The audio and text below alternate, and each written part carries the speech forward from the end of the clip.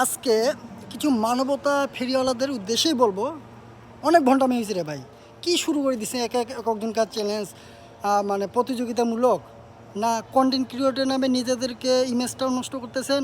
মানে ফেসবুকে খালি ঢুকলেই এখন যা অবস্থা, এত মানবতার আপনারা ফেরিওয়ালারা ভাই, নিজেকে এইভাবে প্রকাশ করতে হবে, ট্যাগ লাগিয়ে হ্যাশট্যাগ লাগিয়ে দেখানো, মানুষ দেখানো। আসলে এগুলো সব হচ্ছে ভণ্ডামি আর নিজেদেরকে নিজের টাকা কামানো ধান্দা, তাই তো? একজনের পিছনে লাগা আর আরে ভাই, বাংলাদেশে বলি, বাংলাদেশে চিকিৎসা ব্যবস্থা ভালো আছে, খাদ্য ভালো আছে, ভালো নেই।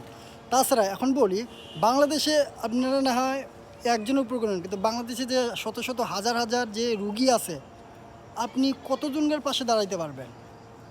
বা নিজের সাবস্য দিয়ে আপনি তার পাশে থাকতে পারবেন? পারবেন না। তো নিজেদেরকে এত হাইলাইট করে কি দরকার আছে রে ভাই? আপনার সামর্থ্য যেমন অতটুকু দেন।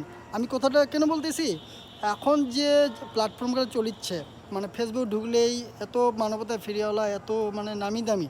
আরে ভাই, যারা বড় বড় কন্টেন্ট ক্রিয়েটর আছে, তারা তো নিজেদেরকে এইভাবে করে না রে ভাই। আর আপনারা কন্টেন্ট ক্রিয়েটর মাসে কত টাকা কামাই করেন রে ভাই? সব পদ্ধতি জানা আছে, শুধু কিয়া করি না। আর যাই দেখেন, হাসপাতালে কাছে যাই দেখেন, মেডিসিন দোকানগুলো, শোরুম দোকানগুলোতে যাই দেখেন, পাশে যাই দেখেন, কত রুগী, এক একজনের করুণ অবস্থা, কান্নাকাটি দেখলে, ফ্যামিলিগতভাবে দেখলে ভাই নিজের চোখের পানি থাকে না। অবশ্য সে মানে সেই থাকার মতো সামর্থ্যটুকু থাকে না। আর এটা কখনো পরিবর্তন হবে না।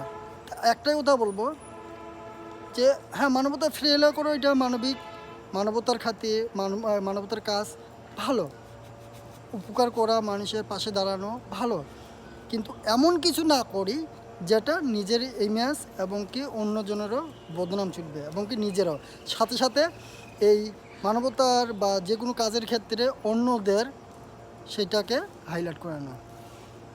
কথাগুলো খারাপ লাগবে, কিন্তু কথাগুলো এইটাই বাস্তব। জীবনে যদি কিছু করতে চান, দেখাই করতে হয়, সেটাও না, ও দেখাও অনেক কিছু করতে হয়, আবার কিছু জিনিস আছে দেখাইতেও হয়। তো ভালো থাকবেন, সুস্থ থাকবেন এবং সতর্ক অবলম্বন করে যাত্রা করবেন।